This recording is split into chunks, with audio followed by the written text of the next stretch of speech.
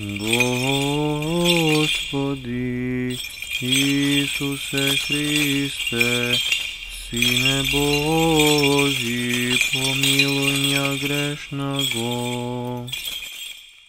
Отца и Сина и Светия Дух. Амин.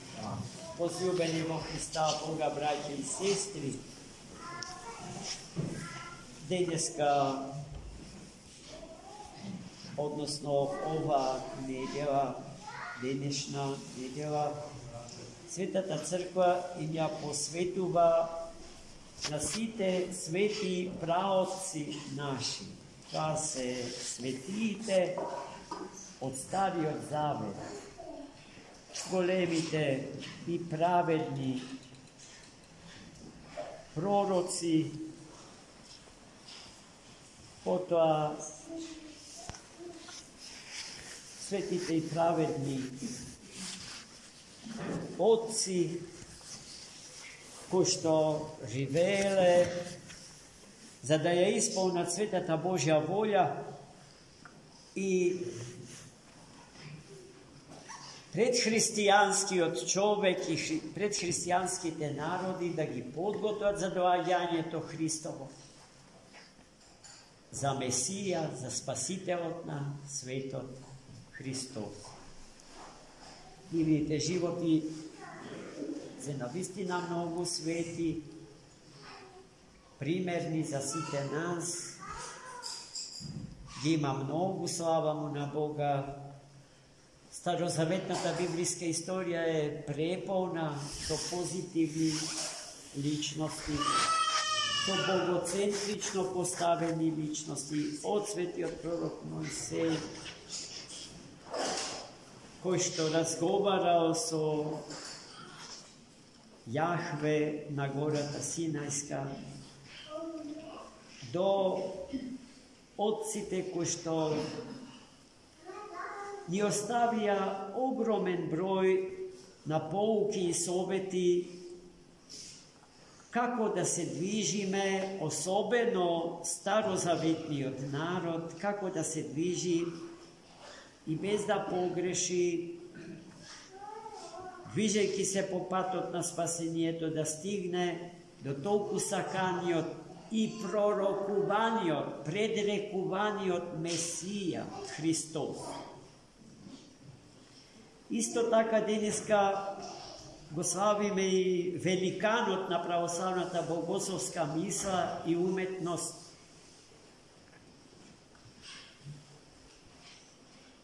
Јован Дамаскин, извонредно образована личност, работел како министер за надворешни работи во сирискиот, односно антиохискиот калифат, бил жесток бранител на светите икони, поради тоа прогонуван, суден, му била отсечена едната рака, која што на чудесен начин Господ му ја спасил. Потоа тој насликал икона на Богородица мајка и врз неа ја поставил и неговата по молитвите на Богородица мајка од Бога спасена рака.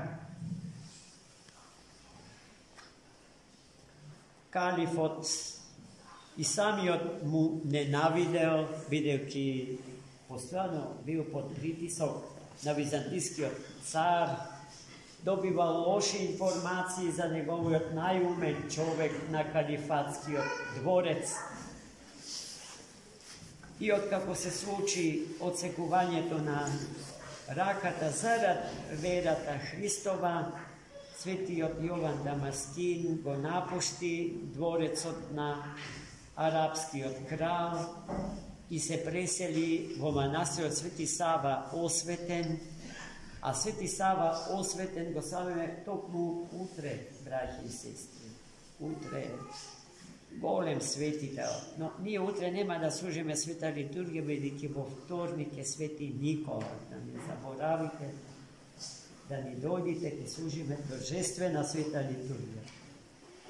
Како голем, блескав богослов, Sveti Jovan Damaskin je avtor na nebrojeni teološki raspravi, no тоа пошто секогаш го паметиме е неговото авторство на првата систематски напишан прирачник по догматска теологија. Бил поет, прекрасен, пишувал поезија, пример погребните песни што ги пееме кога погребуваме некој брат или сестра наша, автор на тие текстови е Свети Јован Дамаскин, тие се полни со радост, браќи и сестри. Ние по повите искривено некогаш ги пееме, ламентираме тага, се она што во текстовите нема и поради што некогаш важно и погрешно звучат.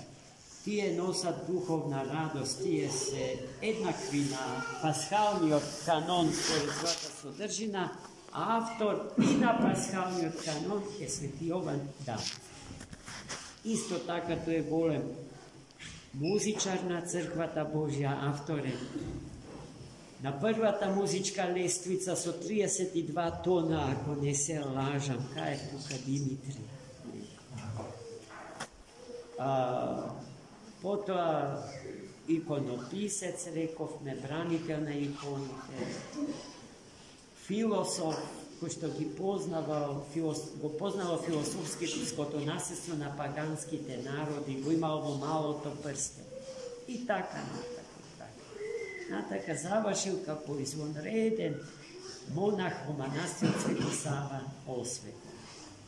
Светата Варвара е исто така чудесна светителка, која што животот свој го положила за Господа и покрај тоа што потекнува од богато аристократско семејство, но паганско, а потоа единствена керка на својот татко паганин, кој што ја чувал така што соградил огромна кула извишена високо над земјата, да не може никој да ја допре неговата керка, раскошно соградена. Има еден цртан филм за децата, кој што е инспириран токму од житието на светата великомаченичка Варвара. Та Христа Господа го познала затворена во таа кула, го осознала без некој да ја проповеда за Бога едниот во Троица. Но потоа Господ испратил и свети жени кои што умееле да ја теоретски да ја објаснат христијанската вера. Таа, сакајќи го Христа Господа, напишала крст во едниот дел од својата кула и тој се врежал во каменот како да е исклесен со железо во каменот. И многу други чудеса, одејќи по подот од својата кула, од стапките излегувале живи врутоци на чиста и света вода. И така голема светителка, браќи и сестри. Тоа житијата вие можете да ги прочитате дома, бидејќи ако ги прераскажуваме, ни треба многу време. Но денеска сето тоа што светиите денес однаславени го имаат за свој квалитетен субстрат на духовниот живот, во Светото Евангелие ни е кажано зошто е тоа така со нив. Чувме приказната параболата што Христос им ја раскажа на своите ученици за Господарот кој што решил да подготви раскошна вечера за своите пријатели. i gi pokanio da dojdat, no tije odbivale da dojdat, така što se pravdale. Едниот не доаѓал затоа што се оженил, другиот затоа што имал 5 цевгари волови, па требало да ги проба, да ора, соли и така. Третиот не се сеќа. И поглавном се барале причини да не се дојде на таа вечера, која што на символичен начин значи Светата Евхаристиска вечера, бидејќи тој што ја подготвува таа трпеза е самиот Господ, нашиот Творец и Спаси. И потоа Христос ги испрати слугите да ги побараат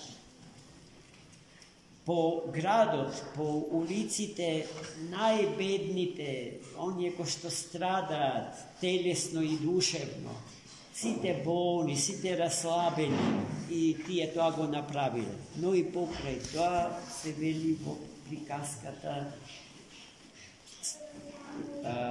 трпезата не била пополната со гости, и потоа домаќинот побарал од својот слуга да отиде и кого ќе сретнат по градот да го поканат да дојде на вечер. Ова парабола Христос ја завршува со нам веќе добро познатите зборови: мнозина се поканети, но малцина избрани. Под мнозина се поканети, браќи и сестри, ние знаеме дека се работи за тоа дека сите луѓе од мајка родени се повикани на спасение и да заседнат на свето евхаристиската трпеза и да се хранат со лебот на животот, со самиот Христос. Нашиот вистински живот е тој и од него ни доаѓа, бидејќи тоа што се нарекува живот несватен се благодатните енергии Божии, а благодатните енергии Божии се несоздадени енергии. Со нив хранејќи се, растиме по мерата од растот на височината Христова и елиминираме се што ја нарушува светоста и стабилноста на човечката природа од Бога создадена, но природата на човекот сместена во рамките на личноста човечка. Човекот е носител, личноста е носител на природата, а не обрат. И Христос за тоа ни дава знае. Браќа и сестри, постапката на поканетите е постапка што добро ја разбираме, бидејќи и ние можеме да се ставиме во редот на такви. Нашите потреби од духовниот живот во Светата Црква Божја разбрана како жив организам на живото тело Христово, ги доживуваме како обврски, поради што доаѓањето на трпеза ни е претешко. Постот ни е претежок, молитвата ни е претешка, редовниот литургиски живот ни е претежок. Се ни е тешко. Кога би можеле да се излечиме од сите болести наши, од сите болести на нашето тело, на нашата душа, од болеста на умот наш, од затруеноста, контаминираноста со гревот и со злото на нашето срце, без да постиме, без да се молиме, без да доаѓаме во црква, а тоа значи без да се промениме. Ние би сакале да останеме исти какви што сме, а да се спасиме. Што е навистина абсурдно. И затоа не можеме. Ние мораме да прифатиме Dobrovoljen podvig, dobrovoljna askeza. Ние morаме да се движиме от почетната точка на нашето постоење кон крајната, целната точка на нашето постоење. Оној кој што сака да не сака да прими подвиг на себе си, тој тапка во место или се врти во круг, мислејќи дека се движи, дека расте, дека возрастува и го исполнува планот Божи, визијата Божја за секој од нас посебно и за сите нас заедно. Тоа е чиста прелест, чиста превара, браќи и сестри. Ништо без труд не се постигне. И познато е, дури нашиот народ има поговорка која што вели дека до доброто со мака, со труд се доаѓа. Само злото ни нуди широки патишта и широко отворени порти, но зад нив се крие провалија, во која што многу лесно, некритички живејќи, се влетува. Кој ќе ги донаброи трагедиите што ни се случуваат секојдневно? Жолтиот печат, таблоидите се преполни со такви писанија. За некој тие се интересни судби човечки. Но ако знаеме дека тие лоши, обскурни, црни судби човечки можеле да бидат избегнати, тогаш треба да се замислиме. А зошто не се избегнат? Затоа, браќа и сестри мои, патот на спасението за своји знаци ги има светите догмати и светите канони црковни. Тие се ставени на крајот од патот што води во спасение. Оној што ги почитува се движи во правец на целната точка, а крајната дестинација на нашето патување низ времето и просторот на овој свет и век е царството на троедниот Бог, царството небесно, градот небесен Ерусалим. Икона на тој град е земниот Ерусалим,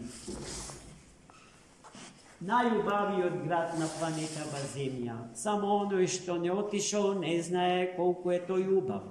Но тој е убав затоа што таму живеел Христос, а и сите праотци денеславени доаѓале во тој град и го проповедале доаѓањето Христово. Некој од пророците, неколку векови пред да се роди Христос, имале јасна представа како ќе се роди во Витлеем, например, и дека ќе се роди од дјева,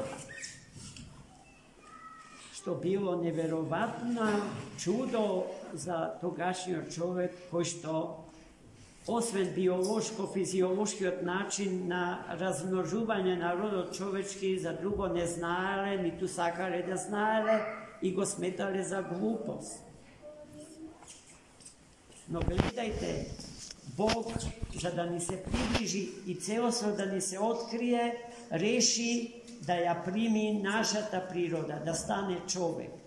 Таа наша природа му ја даде Богомајката, Богородица, присно дјевата, вечната дјева Марија, која што остана дјева пред раѓањето, во раѓањето и после раѓањето.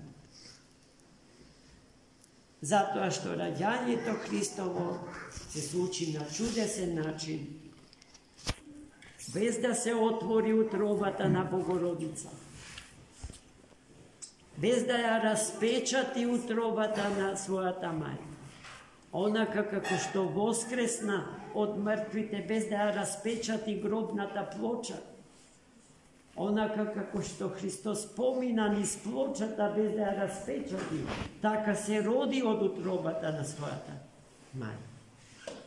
И сето тоа пророците го знае.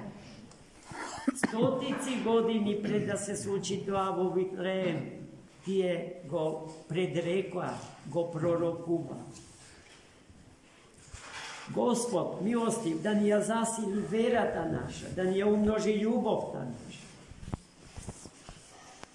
Сомнежот, кој што како црвец го напаѓа нашиот ум, е нешто што треба да се победи.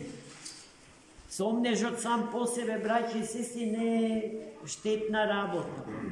Нашето осана треба да помине низ огинот на нашиот сомнеж. Свети апостол Тома е тоа. Не е тој неверник. Тој не е некој кој што не верува, туку е некој кој што бара докази за својата вера. А многу луѓе кои што за својата невера во Свети апостол Тома бара архетипска представа за себе си, сосема погрешно го толкуваат случајот на Свети апостол Тома. Ние таквата скепса ја отфрваме, се разбира. Имаме потреба од докази. Сакаме да го доприме Христа.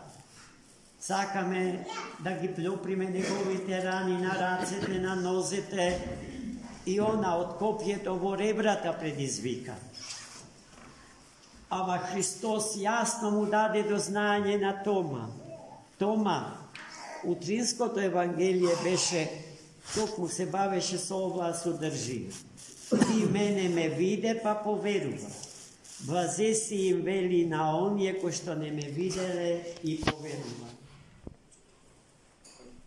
А ние денеска Христа го имаме секогаш пред себе и во себе.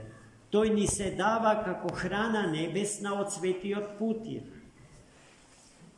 Тој, а не лепче и винце, како што ние старите ги лажиме нашите внучи.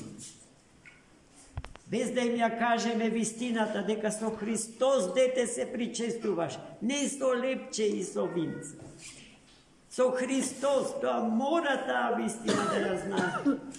Од раѓање, па уште и од преднаталниот период, бидејќи ако мајката се храни со Христос, со Христа го храни и своето се уште неродено дете во утробата нејзи.